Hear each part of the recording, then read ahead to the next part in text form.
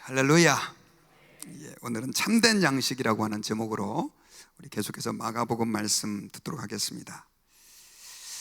오늘날은 우리가 참 축복된 시대를 살고 있습니다. 미국과 한국에 사는 우리는요, 거의 먹을 걱정을 하고 살고 있지 않습니다. 사실 불과 몇십 년 전만 해도 이 한국은 전 세계에서 가장 가난한 나라 가운데 하나였었어요. 아다시피 전쟁 후에 모든 것이 파괴돼 가지고 정말 가난하고 궁핍했습니다.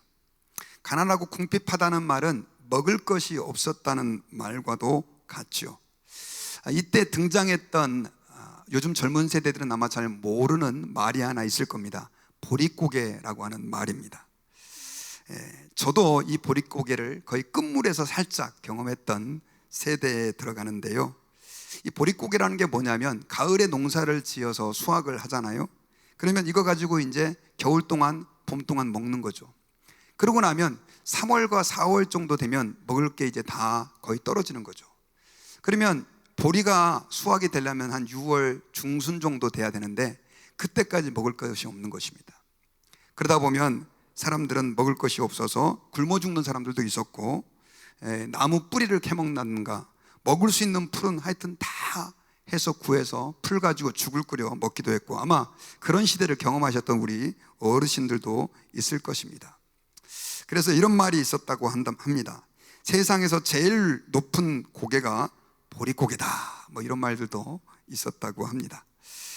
예수님 시대에도요, 우리 보릿고개와 비슷한 정도로 사실 식량 사정이 좋지 않았습니다. 그 당시는 주로 밀농사를 지어서, 요즘 밀가루죠, 그렇게 해서 음식으로, 양식으로 삼았는데요, 문제는 그 당시 지배계급이라고 하는 나름대로 돈이 많은 사람들이 그 농부들의 그 농사한 것들을 너무나 많이 빼앗아 감으로 인해서 사실 먹는 게 거의 살기 위해서 먹는 것처럼 그렇게 힘든 시기들을 보냈다고 합니다. 더더군다나 비가 제때 오지 않으면 그야말로 굶어 죽어야 하는 그런 현실 속에서 살아가고 있었던 사람들이 예수님 시대의 사람들이었어요. 그러니 그들에게는 한 끼를 해결한다라고 하는 것이 얼마만큼 힘들고 어려운 일이었는지 모릅니다. 그런데 오늘 본문에서는요, 이런 배경에서 예수님께서 정말로 기적과 같은 일을 일으켜 주십니다. 5개의 보리떡과 작은 생선 2마리로 5,000명을, 그것도 남자만 5,000명이니까 여자까지 합치면 최소한 10,000명 이상을 먹이시는 그런 기적을 행하셨다는 거죠. 여러분, 교회를 다닌 사람들은 아마 이 오병이어의 기적을 너무나 잘 알고 있을 것입니다. 그런데 특별히 오늘 다시 한번 우리가 이 오병이어의 기적이 오늘날 우리 그리스도인들에게 주시는 메시지가 무엇인가, 우리가 본문을 중심으로 한번 그 의미들을 살펴보고 주님의 말씀을 듣기를 원합니다. 자, 먼저 이 오병이어의 그 사건이 일어났을 때 배경을 한번 살펴보려고 합니다. 오병이어의 사건이 있기 전에 예수님께서는요, 우리가 지난번에 세례 요한에 대한 말씀을 들었지만 제자들을 둘씩 짝을 지어서 전도 여행을 보냈습니다. 아무것도 가지지 말고 지팡이만 들고, 신발도 2켤레 가지지 말고, 전대도 가지지 말고, 옷도 2벌 가지지 말고, 그렇게 예수님께서는 하나님만 의지하고 너희들이 가라 말씀을 하셨어요. 그리고 제자들은 예수님의 말씀대로 가서 복음을 전했는데 정말 놀라운 일이 일어나는 거예요. 여러분 기억하실지 모르겠지만 제자들은 아직도 이제 제자가 된 지 채 1년여 정도밖에 되지 않은 초짜입니다. 그런데 예수님 말씀 따라 순종하고 복음을 전했더니 귀신이 떠나가고요, 병자들이 낫는 그런 역사가 막 일어나는 것입니다. 그래서 제자들은 성공적으로 그들의 전도 사역을 마치고 이제 예수님에게 돌아와서 예수님 말씀대로 복음을 전했더니 이렇게 놀라운 일들이 일어났습니다, 막 보고를 하는 거예요. 그런데요, 문제는 그래 수고했다, 이제 수고했으니까 좀 밥 좀 먹고 쉬자라고 하려고 했는데, 문제는 제자들까지 가서 예수 그리스도의 능력을 전파하니까 어디서 몰려들었는지 사람들이 정말 벌떼같이 예수님의 제자들이 있는 곳에 몰려드는 거예요. 쉴 수도 없는 거예요. 좀 쉬어야 되는데. 그래가지고 예수님이 제자들한테 야, 우리 좀 한적한 곳으로 가서 쉬자, 니들에겐 지금 쉼이 필요하다, 이렇게 얘기하고 제자들을 함께 배를 타고 그 무리를 피해 가지고 벳세다라고 하는 지역으로 갑니다. 자, 그런데 문제는요, 예수님과 제자들이 벳세다라고 하는 지역으로 배를 타고 피해 가는데 사람들이 어쨌든 자기들의 필요가 있었잖아요. 근데 지금 제자와 예수님 피해 가시니까 이 사람들이 어디로 갈지를 미리 알아내 가지고 미리 예수님이 도착하기도 전에 벳세다 지역에 벌떼같이 몰려든 거예요. 제가 지도를 하나 좀 가져왔는데요, 지도를 하나 보여주시면, 자, 오른쪽에 보면 갈릴리 호수가 있지 않습니까? 그리고 왼쪽에 보면 가버나움에서 지금 예수님이 이런 보고를 받으시는 거예요. 그래서 오른쪽 위쪽에 가운데에 또 강이 하나 있지 않습니까? 갈릴리 호수 오른쪽에 벳세다라고 하는 지역으로 배를 타고 가셨는데 사람들은 육로로, 여기까지가 거리로는 킬로미터로 따지면은 한 13km 정도, 마일로 따지면 9마일 정도 되는 거리입니다. 근데 이 거리를 뛰어가지고 아마 사람들이 온 것 같아요. 그래서 예수님보다 먼저, 제자들보다 먼저 도착해가지고 거기서 예수님을 기다리고 있는 거예요. 얼마나 그들이 예수님의 은혜를 간절히 갈망했는지 우리가 이 내용을 살펴보면 알 수가 있습니다. 자, 쉬고 싶은데 와서 괴롭힙니다. 사실 예수님 입장에서는 좀 짜증났을 거예요. 저도 가끔씩 쉬고 싶은데요, 성도님들이 와가지고 뭐 물어보고 기도해달라고 그러고 신방 오세요. 조금 힘듭니다. 근데 우리 예수님은요, 너무나 그렇게 갈망하면서 예수님에게 나오는 그 백성들을 불쌍히 여기셨어요. 특별히 여러분 34절을 같이 한번 읽어볼까요? 자, 시작. 예수께서 나오사 큰 무리를 보시고 그 목자 없는 양 같음으로 인하여 불쌍히 여기사 이에 여러 가지로 가르치시더라. 예수님께서 그들을 불쌍히 여기셨대요. 불쌍히 여겼다라고 하는 말은 스플랑크니조마이, 좀 어려운 말인데 헬라어로 어떤 뜻이냐면 창자가 끊어지는 것 같은 아픔을 느낀다는 뜻이래요. 예수님이 그들의 그 갈급한 마음, 예수님에게 나오는 마음을 보니까 너무너무 창자가 끊어지는 것처럼 마음이 아프셨던 거예요. 그래서 그들에게 하나님의 말씀을 가르쳤습니다. 사실 예수님이 보실 때는요, 그들을 오늘 아까도 본문에 보면 목자 없는 양 같았다 이렇게 표현을 하는데, 여러분 이 양들은요, 목자가 없으면요 보호를 받지 못하기 때문에 절벽에 떨어져서 죽거나 혹은 짐승들의 먹잇감이 되거나 스스로 먹이를 찾을 수 없기 때문에 굶어 죽을 수도 있는 거예요. 그래서 이 양들에게는 목자가 반드시 필요한데 예수님이 그 무리를 봤을 때는 목자 없는 양처럼 그들이 불쌍하게 여기셔서 결국 그들을 다 받아주시고, 또 다른 복음서를 참조해 보면 병도 고쳐주시고 그들에게 오늘 말씀을 예수님께서는 마음을 다하여 전하고 계셨던 것입니다. 사실 여러분, 우리가 여기서 굉장히 중요한 사실을 한 가지 발견할 수 있는데요, 많은 사람들이 문제를 안고 교회를 찾아오고 하나님께 나옵니다. 그리고 신앙생활을 합니다. 굉장히 아름다운 일이죠. 그리고 주님께서는 그들을 향하여 불쌍히 여기시고 받아주시고 용납해 주시죠. 그런데 사실 여러분, 문제가 해결된다라고 하는 것은 어떻게 말하면 일시적인 처방에만 불과합니다. 아까 예수님께서는 그 많은 무리들이 몰려오는 것을 보시고 그들에게 문제를 해결해 주기보다는 아까 우리 34절 말씀을 보면 뭘 그들에게 던져주십니까? 말씀을 던져주시죠. 말씀이 참된 우리 인생의 해결 방법, 문제의 해결 방법이 되기 때문에 그런 거예요. 그래서 저와 여러분들이 하나님 말씀을 듣는 것에 나의 모든 문제의 실마리가 있고 해결의 길이 있다라고 하는 것을 기억하시고 말씀을 사모해야 될 줄 믿습니다. 자, 그렇게 열심히 말씀을 이렇게 듣고 있는데 문제가 생겼어요. 어떤 문제가 생겼냐면 예수님이 너무나 말씀을 길게 하시는 거예요. 그러다 보니까 저녁 시간이 된 겁니다. 시간 가는 줄도 모르고 예수님께서 말씀을 전했던 것이죠. 그런데 제자들이 보니까 이제 곧 해가 서산으로 기울어져 가고 있는 거예요. 예수님은 아무것도 모르는 채 말씀을 전하고 있는 것처럼 여겨져서 제자들은 예수님, 지금 여기가요 완전히 빈들이고 마을들도 없고 그러니까 이제 사람들 돌려보내셔서 그들로 하여금 뭐 좀 사 먹게 하시면 좋겠습니다. 이렇게 예수님에게 건의를 했어요. 제자들의 건의는 너무나 합당한 건의였었습니다. 아마 점심도 제대로 그들은 못 먹었을 수도 있어요. 몇 시에 정확하게 모였는지는 알 수 없지만 굉장히 긴 시간을 그렇게 광야 빈들에 있었던 것 같아요. 그때 예수님께서 갑자기 좀 난데없는 말씀을 하십니다. 37절에 보면 너희가 먹을 것을 주라 이렇게 말해요. 먹을 것을 줘라. 그래가지고 제자들은 깜짝 놀라죠. 아니 지금 여기 무인 무리가 몇 명이라고요? 예, 남자만 5천 명이니까 미니멈 10,000명이에요. 애들 할머니까지 다 합치면 많게는 2만 명까지 될 수 있는 숫자입니다. 근데 아무것도 없는 제자들에게 니네가 먹을 걸 주라 이렇게 얘기를 하니까 다른 복음서를 보면요, 빌립이 깜짝 놀랍니다. 아마 빌립이 머리가 제일 좋았던 것 같아요. 다다다닥 계산기, 요즘에는 이제 계산기죠. 두들겨 보니까 이 인원을 예수님 다 먹이려면 200데나리온의 떡이 있어도 부족합니다. 200데나리온은 어느 정도냐? 노동자의 하루 품삯이 한 데나리온입니다. 그런데 200데나리온이면 200일치의 품삯이죠. 요즘 뭐 인건비가 보통 일당 150불 정도 되니까 요즘 미국 돈으로 계산하면 한 3만 불 정도 되는 그 정도의 돈이 바로 200데나리온에 해당하는 돈입니다. 근데 제자들이 그런 돈이 어딨냐는 거죠. 그래서 예수님에게 그렇게 따졌어요. 그런데 여러분 요한복음 6장 6절에 보면 예수님께서는 이렇게 제자들에게 말씀하신 의도가 있다는 거죠. 그 이유가 뭐냐면 빌립을 시험하려고, 제자들에게 한번 믿음이 어떤가 한번 알아보려고 예수님께서 넌지시 던지신 거예요.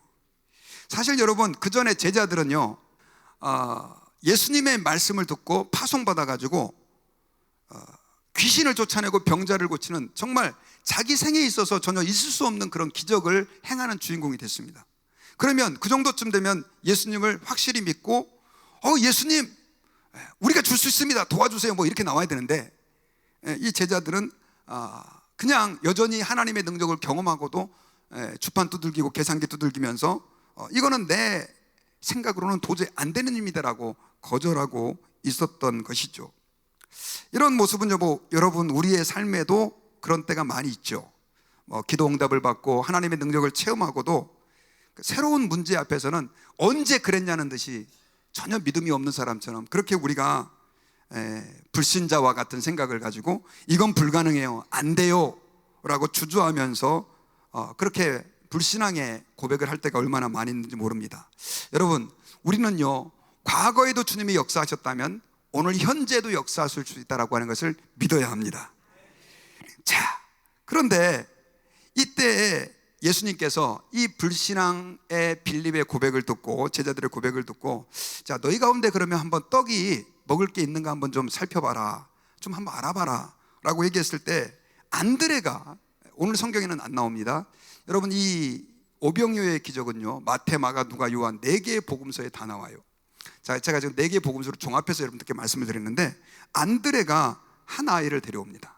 그리고 이렇게 얘기를 해요. 예수님, 이 아이가 지금 보리떡 5개하고 물고기 2마리가 있습니다.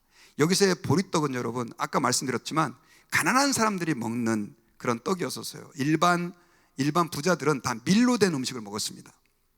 그리고 생선도 여러분 물고기라 그래서 우리 한국의 뭐 조기나 명태처럼 큰 게 아니라 아주 말린 조그만한 생선이었을 것으로 여겨져요. 그래가지고 이 아이를 데려와 가지고 이게 있다고 하는데 예수님 이거 가지고 어떻게 할 수 있겠습니까? 아마 이렇게 물어봅니다. 아마도 어머니가 이 아이가 나 예수님 말씀 듣고 싶어요 하니까 그 아이에게 도시락을 챙겨서 보낸 게 아마 그 떡 5개하고 물고기 2마리였던 것 같습니다. 그런데 예수님께서는요 이 물고기 2마리를 가지고 엄청난 기적을 일으키십니다. 그리고 떡 5개를 가지고 그 10,000명이 넘는 사람들을 먹이시는 놀라운 기적을 일으키세요. 사실 여러분 우리가 생각할 때 어떻게 떡 5개하고 물고기 2마리로 그 많은 사람을 먹일 수 있겠습니까? 제가 좀 계산을 해봤거든요. 한 10,000명 정도로 잡았을 때 빵은 0.0005개, 물고기는 0.00002, 뭐 거의 부스러기도 안 되죠. 그거 먹을 수가 없는 거죠, 여러분. 상식적으로는 불가능한 일입니다. 그런데 이 아이가 또 참 놀라워요. 왜냐하면 말도 안 되는 건데 예수님이라면 할 수 있지 않겠느냐 해가지고요 자기의 도시락을 예수님에게 가져오잖아요. 예수님께서는 그 도시락을 받으시더니 고개를 끄덕끄덕 하시더니 사람들을 막 이제 예수님의 설교를 듣기 위해서 이렇게 막 대중이 몰려 있는데 50명씩 100명씩 때를 지어서 앉게 합니다. 그리고 예수님께서 41절에 떡 5개하고 물고기 2마리를 가지고 하늘을 우러러 축사하시고 그렇게 해요. 하늘을 우러서 축사했다라고 하는 말은 무슨 말이냐면 하나님께 감사 기도를 드렸다는 거예요. 우리가 식사 기도할 때 감사하듯이 하나님 감사합니다, 이렇게 맛있는 먹을 것을 우리에게 주셔서 감사합니다. 아마 그걸 옆에서 듣고 있었던 제자들은 속으로 킥킥킥거리면서 아니 예수님이 저걸 가지고 어떻게 하시려고 저러시나, 아마 그런 생각을 했을 수도 있습니다. 자, 그런데요, 예수님께서 그 기도를 하시고 났을 때 성경에는 어떻게 이 떡 5개하고 물고기가 10,000명 이상이 먹을 수 있는 양으로 바뀌어졌는지는 나와 있지 않습니다. 갑자기 뭐 이게 엄청나게 뻥튀기가 됐다든가 그렇게 될 것 같지는 않아요.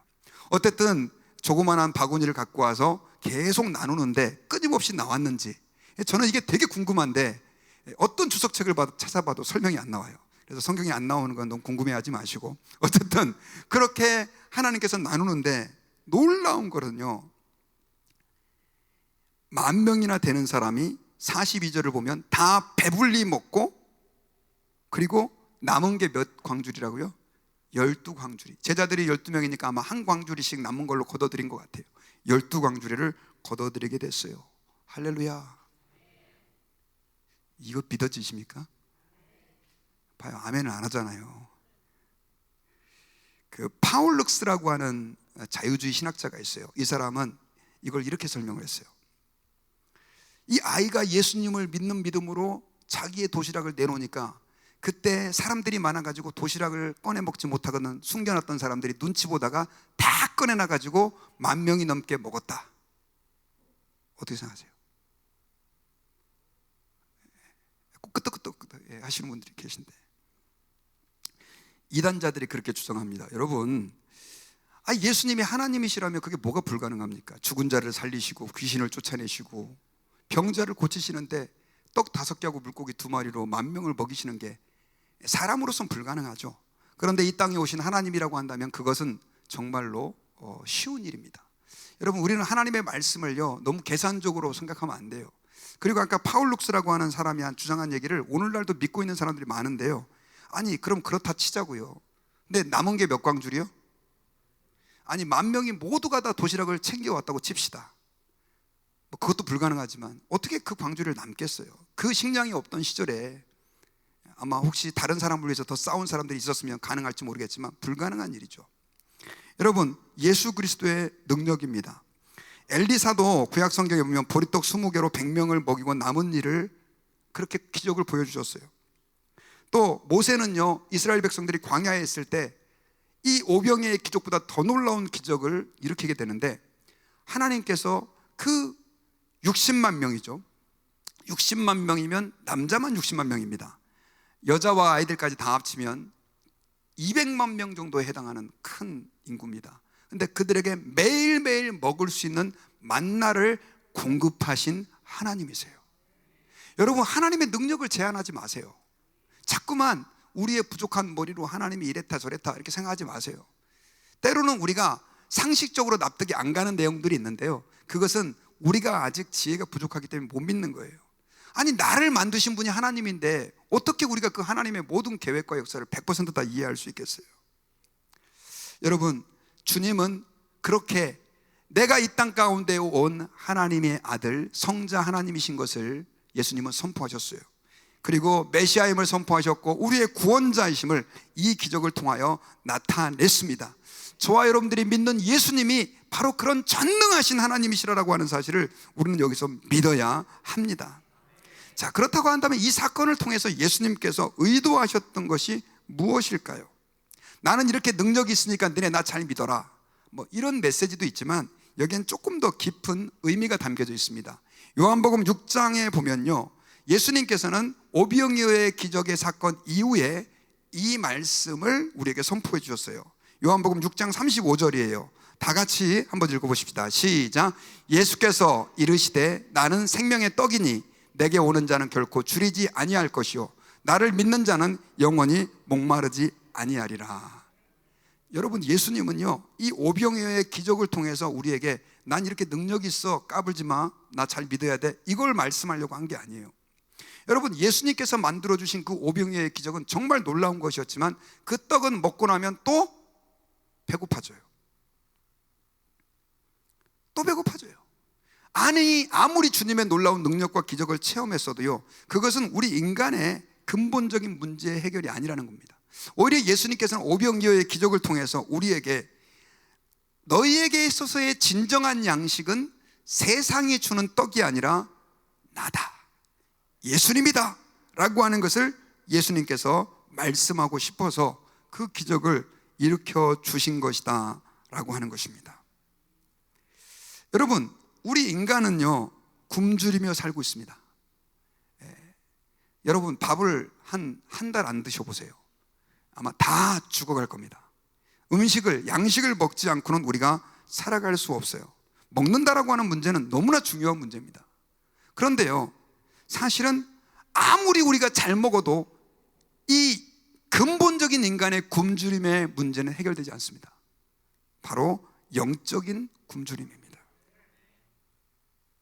여러분, 우리는 지금 전 세계에서 가장 잘 사는 나라에 살고 있어요. 하지만 제가 오늘날 젊은이들을 볼 때 얼마나 많은 젊은이들이, 또 사람들이 그 영적 굶주림에서 저 좀 먹여주세요, 저 좀 먹여주세요, 그렇게 허기지게 살아가고 있는지 몰라요.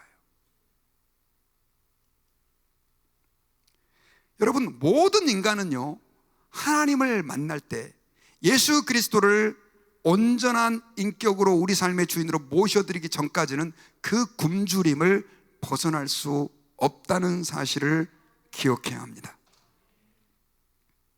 창세기 3장에 보면 하나님의 형상대로 지음받은 아담과 하와가 타락을 했습니다. 그때부터 범죄한 우리 인간들은요 아무리 먹어도 만족할 수 없는 존재가 된 거예요. 마치 밑 빠진 독에 물을 부어도 그 물이 채워지지 않는 것처럼 우리의 이 영적 갈급함은 세상 것으로 결코 채워지지 않습니다. 전도서 3장 11절에서요 하나님이 모든 것을 지으시되 때를 따라 아름답게 하셨고 또 사람들에게는 영원을 사모하는 마음을 주셨느니라 라고 말씀하고 있어요. 자, 사람들에게 뭘 주셨다고요? 영원을 사모하는 마음. 그러니까 하나님을 만나기 전까지 우리 인간은 참된 만족을 누릴 수 없는 거예요. 여러분, 우리 특별히 젊은이들요, 내가 좋은 직장 가고 좋은 남자를 만나고 좋은 여자를 만나고 그리고 아름다운 가정을 이루면 참 만족할 것 같습니까? 제가 이렇게 말씀드리고 싶습니다. 꿈 깨십시오. 한번 물어보세요. 그렇게 이룬 분들한테 물어보시라고요. 물론 이게 채워지지 않은 분들은 그걸 동경하죠. 그러나 여러분, 우리 인간의 근본적인 문제 해결은 그런 세상적인 것에 있지 않아요. 우리가 이 땅에서 아무리 배부르게 잘 먹어도 그것이 우리를 영원히 배부르게 할 수 없는 것처럼 우리 인간은 하나님이 알고는 하나님이 아니고는 참된 만족과 행복을 느낄 수 없어요. 해밍웨이의 소설 노인과 바다를 여러분 아시나요? 거기 보면 노인이 산티아고라고 하는 사람인데 84일 동안 사투를 벌여가며 결국 고기를 잡지 못하다가 나중에는 엄청나게 큰 청새치라고 하는 고기를 잡습니다. 아주 힘들게 그 고기를 한 마리 잡아가지고 이제 안도하면서 돌아오게 되는데요, 나중에 항구에 와보니까 이 고기를 상어들이 다 뜯어먹어가지고 뼈밖에 안 남은 거예요. 사람들은 이렇게 큰 고기를 잡았냐고 막 박수치며 노인을 칭찬하는데 노인은 탈진해가지고 집에 가서 이제 푹 잡니다. 자, 이 노인과 바다를 통해서 이 해밍웨이가 하고 싶었던 얘기가 뭐냐면요, 우리 인간의 허무함이에요. 우리 인간의 삶이 여러분 대단한 것 같지만요 얼마나 허무한지 모릅니다. 우리의 이 영적인 굶주림, 이것은 세상 것으로 결코 채워지지 않습니다. 여러분, 예수님이 이 땅에 왜 오셨나요? 예수님은 그 인간의 가장 근본적인 문제를 채워주시기 위하여 생명의 떡으로 오신 줄 믿으시길 바랍니다. 빌립보서 2장 6절과 7절에 보면 그는 근본 하나님의 본체시나 그와 동등됨을 취할 것으로 여기지 아니하시고 오히려 자기를 비워 종의 형체를 가지사 사람들과 같이 되었고, 하나님이신 예수님이 사람으로 오셨다는 거예요. 할렐루야. 그분이 예수님이라는 거예요. 왜냐? 왜 하나님이 뭐가 아쉬워서 사람으로 오시느냐? 우리 인간의 가장 근본적인 죄의 문제는 예수님이 이 땅에 오셔서 우리의 모든 죄를 대신 지시고 죽으시지 아니하면 해결될 길이 없기 때문에, 그리고 죄 문제를 해결하지 않으면 우리는 결코 하나님 앞에 나갈 수가 없었기 때문에 예수님이 그 죄를 지시고 십자가에 죽으셨다는 거예요. 여러분, 교회가 성찬식 때마다 꼭 하는 게 있어요. 자, 떡을 떼주시면서 목사님이 그러죠. 뭐라 그럽니까? 예수님께서 말씀하셨습니다. 이 떡은 내가 너희를 위해서 주는 나의 몸이니. 떡이 예수님의 몸이래요. 그리고 이 잔은 내가 너희를 위해 흘리는 나의 피니. 이것을 너희가 먹으면 어떻게 할리라? 영원히 살리라. 그래서 어떤 분들이 이걸 문자 그대로 이해해가지고 성찬식에서 그 떡 먹어야 영생 얻고 천국 가는 걸로 착각을 하는 분들이 계세요. 상징입니다, 여러분. 예수님의 몸이, 우리가 뭐 예수님의 몸을 어떻게 먹을 수 있겠습니까? 예수님의 그 십자가의 죽으심이 우리에게 영원한 생명의 떡, 그리고 우리에게 참 만족을 주시는 하나님의 능력이 되었다는 것을 예수님께서 우리에게 간접적으로 말씀해 주신 거예요. 이걸 이해 못해서 초창기 기독교인들이 로마 사람들에 의해서 식인종이라고 오해를 받았어요. 왜냐하면 예수님의 뭐 살을 먹는다고 그러고 피를 마신다고 그러니까. 여러분, 이것은 우리가 예수 그리스도를 믿음으로 영원한 생명을 얻고 죄사함 받고 하나님 앞에서 참된 만족을 얻을 수 있는 인생이 된다라고 하는 것을 말씀해 주시는 거예요. 자, 그렇다고 한다면 여러분, 우리가 이 사실을 통해서 오늘 몇 가지, 그렇다고 한다면 우리 그리스도인들이 이 생명의 떡 되신 예수님, 참된 양식 되신 예수님을 믿는다고 할 때 어떻게 살아야 할 것인가 간단하게 몇 가지 말씀드리고 말씀을 마무리하려고 합니다. 그 첫째는 뭐냐면요, 우리는 나의 영적 굶주림을 채우는 일에 우선순위를 둬야 됩니다. 신앙생활할 때 있지 않습니까? 많은 사람들은 내 현실의 문제를 해결하는 것에만 급급해 있어요. 아니에요. 현실의 문제는요, 참된 생명의 떡 되신 예수 그리스도를 하나님께서 만나도록 우리에게 마련해 주신 하나의 장치예요. 많은 분들이 몸이 아파서 예수님께 나오고 문제가 생겨서 예수님께 나오는데요, 사실 그 문제가 해결된다고 해서 그걸로 끝이 아닙니다. 오히려 우리는 그 문제를 통해서 누구를 만나야 되냐면 예수님을 만나야 되는 거예요. 그래서 여러분, 예수님께서는 수많은 문제를 가지고 예수님에게 벳세다로 그렇게 사모하는 마음으로 온 사람들을 불쌍히 여겼고요, 그들에게 치유와 문제 해결보다는 하나님의 말씀을 던져주기를 원했던 거죠. 왜냐하면 거기에 진정한 근본적인 문제 해결이 있기 때문에 그렇습니다. 근데 오늘날 이 현대인들은요, 나의 영적 굶주림을 채우는 일에 관심이 멀어지고 있습니다. 여러분, 우리는 예수님을 믿는다 할지라도요, 늘 예수님과 동행하고 예수님과 교제할 때에만 참 만족을 느낄 수 있어요. 그런데 오늘날은 예수님을 믿는 사람들도, 안 믿는 사람은 말할 것도 없고요, 이제는 영적 굶주림에 관심을 갖지 않는 시대를 살아가고 있습니다. 아침에 눈 뜨자마자 스마트폰을 보면서 뉴스를 봅니다. SNS를 보고요, 하루 종일 세상 정보로 그들의 마음을 계속해서 채웁니다. 재밌는 것 계속 찾아가는 거죠. 이제는 여러분들이 밥도 안 먹고 잠도 안 자고 죽을 때까지 영화를 봐도 다 못 보는 시대가 됐어요. 넷플릭스 같은 데 가보면 미디어가 넘쳐납니다. 신문사만 해도 수십 개, 수백 개가 됩니다. 이러다 보니까 사람들이 이제는 하나님의 말씀으로 내 영혼을 배부르게 하고 예수 그리스도와의 교제를 통해서 나의 영혼이 참 만족을 거할 수 있는 기회를 잃어버리고 있어요. 여러분, 최근 통계에 한국 사람들의 평균 성경 읽기 시간이 7분이랍니다. 하루에 7분. 스마트폰은 몇 시간을 보느냐? 4시간 30분을 본다는 거예요. 저는 너무너무 안타까워요. 지금 주일날 여러분 30분 설교 듣는데요, 이것도 길다고 생각하는 분들이 계실 거예요. 그러면 여러분, 주일날 끝나고 집에 가서 얼마만큼 여러분들은 하나님의 말씀을 읽고 공부하고 주님과 교제하고 있어요? 저는 옛날에 예수님을 잘 모를 때는요, 교회는 뭔 집회가 이렇게 많아, 새벽에 오라 그러지, 저녁에 오라 그러지, 금요일날 오라 그러지, 주일날도 예배를 몇 번씩 드리고. 근데 한번 생각해 보라고요. 여러분들이 스마트폰을 그렇게 하루 종일 붙잡고 살면서 주님을 위해서는 얼마만큼 많은 시간을 내어드리고 있습니까? 부탁을 드립니다. 아침에 일어나면 눈 뜨자마자 스마트폰 읽지 마시고 성경을 읽으시길 바라요. 자기 전에 스마트폰 저 멀리 갖다 두시고요, 눈에도 안 좋아요. 성경 읽다가 주무세요. 이거 여러분도 한번 실천하실 수 있기를 바랍니다. 그리고요, 또 한 가지는요, 우리가 예수님을 믿는데 그 예수님이 우리의 모든 것이라고 하는 확실한 믿음을 가지고 있어야 돼요. 무슨 말이냐? 예수님이 참된 양식이다라고 하는 것은요, 예수님이면 충분하다는 거예요. 여러분들은 예수님이면 충분하다고 하는 믿음을 가지고 있나요?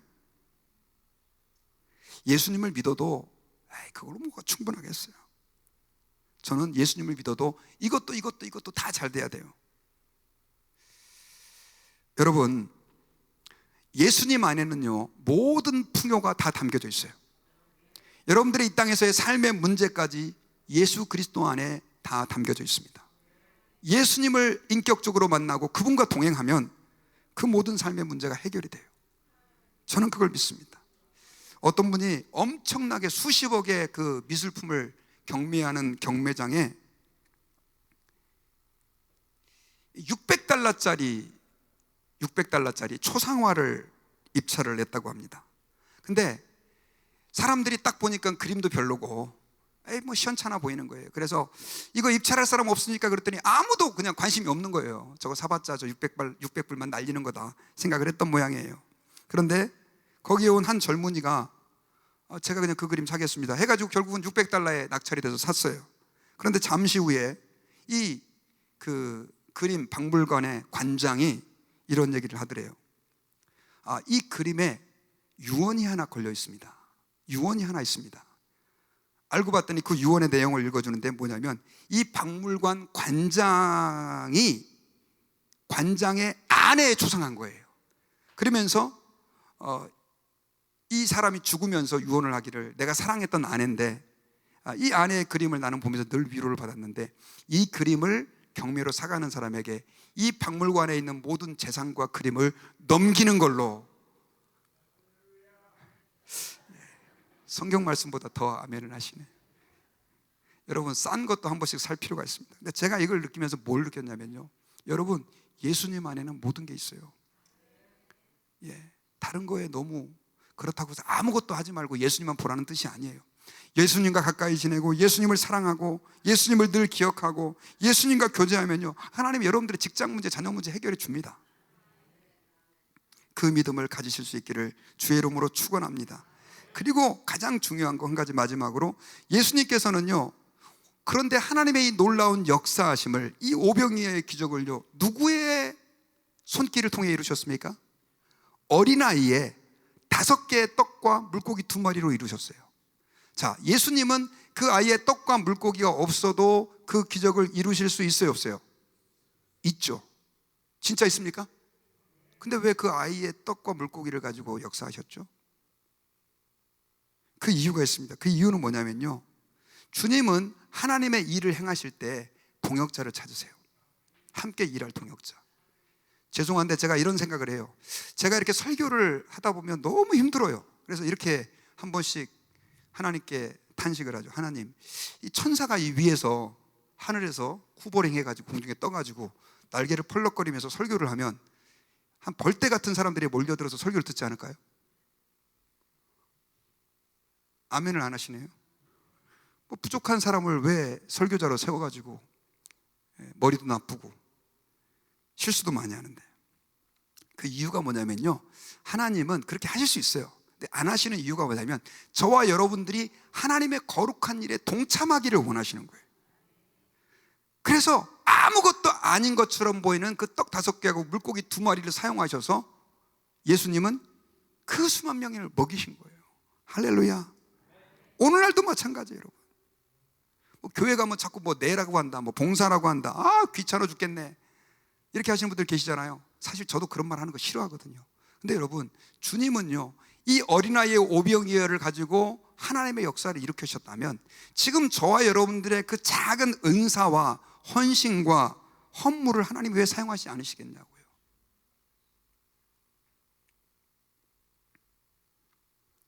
그 파라과이 임동수 선교사님의 간증을 제가 지난주에 어떤 목사님 설교를 통해서 들었는데, 이분이 우리 서정수 목사님처럼 파라과이에다가 교회를 짓는 일을 이렇게 하고 계신대요. 근데 거기는 교회를 나무로 이렇게 짓게 되는데, 교회를 짓는 비용 중에 가장 많이 드는 비용이 나무 값이래요. 그런데 이 선교사님이 돈이 없으니까 이제 교회에서 후원을 받아서 교회를 이렇게 짓고는 했는데, 이 후원 받는 게 너무 힘든 거예요. 우리 서종수 선교사님도 마찬가지지만. 그래가지고 어떻게 할까 고민을 하다가 좋은 아이디어를 하나 생각해낸 거예요. 엄청난 땅을 사가지고 나무 묘목을 다 심는 겁니다. 그래가지고 막 수만 그루의 나무를 심어 놓은 거예요. 그러니까 이제 이 나무가 자라면, 한 7, 8년만 자라면 이제 이걸 갖다가 걷어가지고 이렇게 나무 목재를 가지고 교회를 지을 수 있게 됐다고 해요. 그런데 이걸 기대하면서 나무가 자라는 모습을 한참 기쁨으로 보고 있는데, 어느 날 충격적인 일이 벌어진 거예요. 이 나무를 갖다가 거기 원주민이 다 불태워버린 겁니다. 진짜 이 선교사님이 망연자실할 일이 생긴 거예요. 그래가지고 이거 어떻게 하냐고, 그래서 그 나중에 어떻든 이제 이 누가 불질렀는지를 대충 추정을 할 수 있게 됐는데, 처음에는 그 사람을 고소해서 어떻게 해볼까 막 이렇게 생각을 했는데, 기도하는 가운데 하나님께서 용서하라고 하는 마음을 주시더랍니다. 그래가지고 그래, 내가 선교사인데 그래도 용서해야지, 하나님의 다른 뜻이 있겠지, 이렇게 생각을 했다는 거예요. 그런데 문제는 나는 용서를 했다고 하는데 이 사람들이 받아들이질 않는 거예요. 용서를. 자기들이 나쁜 짓 해놓고. 그리고 오히려 나중에 들려지는 소문에 의하니까 그 사람들이, 야, 우리가 사고를 쳤는데 저 선교사가 분명히 우리를 고소해서 우리를 어렵게 할 거다, 그러니까 우리가 그 선교사를 암살하자, 이런 얘기까지 들리는 거예요. 이 말을 듣고 이 선교사님의 마음이 확 무너져요. 그래가지고 하나님께 기도를 했습니다. 하나님, 아니 내가 지금 뭐 내 욕심을 위해서 여기 온 것도 아니고 교회 지어주려고 온 건데, 이렇게 힘들게 수고해서 이 한 나무들을 다 불태워버리고, 그래 내가 또 하나님께서 용서할 마음을 주셔서 용서까지 했다고 하는데 이게 지금 저를 죽인다고 합니다. 하나님, 나 이거 선교사 못 해먹겠습니다. 아마 이런 식으로 아마 기도를 했던 것 같아요. 도대체 왜 그러십니까 하나님? 그랬을 때 하나님이 그 선교사님의 마음에 이런 마음을 주시더래요. 네가 내 것을 훔쳤기 때문이다, 이런 마음을 주시더래요. 그래서 아니 제가 하나님 거를 훔치다니요, 무슨 말씀이세요? 그랬는데 하나님께서 그 선교사님의 마음을 이렇게 깨닫게 해주시더래요. 너 성도들에게 후원 받아가지고 교회 짓는 거 불편해하게 생각했지? 나는 그 성도들의 손길을 통해서 그 교회를 짓기를 원하고 그들에게 복을 주기를 원했는데, 너는 그거 귀찮다고 나무 심었잖아. 왜 성도들의 헌신을 네가 싹 빼앗아가 버려? 라고 하는 마음을 주시더라는 거예요. 그제서야 하나님께서 어떻게 하나님의 일을 해 가시는지에 대한 깨달음을 얻었다는 거예요. 여러분, 하나님 살아계시는 거 믿습니까? 하나님이 사람을 통해서 일하시는 걸 믿습니까? 그렇다면 저와 여러분들의 오병이어 아무것도 아닌 것 같은 여러분들의 재능을 헌신하고, 교회를 향하여 하나님의 복음을 위하여 물질을 헌신하고 하는 그 모든 것들을 하나님이 쓰신다는 거예요. 주님이 능력이 부족해서가 아니라 저와 여러분들에게 복을 주시기 위해서다라고 하는 것을 기억하시기를 바랍니다. 교회 어르신들 가운데, 목사님 저는 늙어서 아무것도 못해요, 할 수 있는 게 기도밖에 없어요. 제가 그분에게 그렇게 얘기합니다. 집사님은 지금 제일 큰 일을 하고 계시는 겁니다. 교회가 기도가 제일 중요하잖아요. 괜찮습니다, 계속 하세요. 우리 청년들, 목사님 저 돈이 없어서 헌금할 게 없어요. 괜찮아요. 얼마나 이 재능을 가지고 헌신하는 게 아름답고 귀합니까? 오늘은 또 이렇게 첼로까지 같이 하니까 찬양이 얼마나 은혜로운지 몰라요. 할렐루야. 우리 하나님께 영광의 박수 한번 돌립시다. 안 그러면 저 혼자 이렇게 좋지 않은 목소리로 혼자 해야 되잖아요. 찬양팀이 같이 헌신하니까 아침에 일찍 와가지고 우리가 이렇게 은혜롭게 하나님께 예배를 드릴 수 있는 것입니다. 저는 여러분들께 권고드립니다. 한 가지씩이라도 봉사할 거리를 찾아서 주님께 봉사하십시오. 주님이 여러분들의 그 오병이어를 사용하실 것입니다. 교회에서 헌금 드릴 때 저는 많이 못 드려서 죄송한데요, 전혀 그러실 거 없어요. 주님이 여러분들의 드리는 그 헌금을 주님께 드린다라고 하는 마음으로 최선을 다해서 감사함으로 드리면 주님이 사용하십니다. 저는 말씀의 결론을 맺겠습니다. 텅 빈 빈들에서 시작된 이 오병이어의 이야기는요, 12바구니를 가득 채움으로 감사함으로 영광 가운데 끝이 났습니다. 그런데 하나님께서 특별히 예수 그리스도께서 이 작은 아이의 도시락을 통해서 정말 예수 그리스도가 하나님의 아들이 되시고 생명의 떡 되신다라고 하는 것을 그 수만 명에게 선포하셨어요. 이 기적은요, 오늘날 동일하게 하나님께서는 우리의 삶 속에서 일으키실 수 있으심을 기억하시기를 바랍니다. 지금 이 땅에서 예수님이 아니라 세상의 헛된 양식들이, 먹으면 또 배고파질 그 양식이 나의 영원한 것이라고 착각하면서 인생을 허비하고 낭비하는 사람들이 얼마나 많은지 모릅니다. 예수님만이 우리의 참된 양식이 되십니다. 주님은 오병이어의 기적을 통해서 우리에게 그것을 말씀해 주셨다고 하는 사실을 기억하시고, 하나님 앞에서 그 예수 그리스도를 사랑하고 그 예수 그리스도를 전하며 그분과 동행하며 그분의 그 복음을 증거하며 사는 하나님의 백성들이 되시기를 주의 이름으로 축원합니다.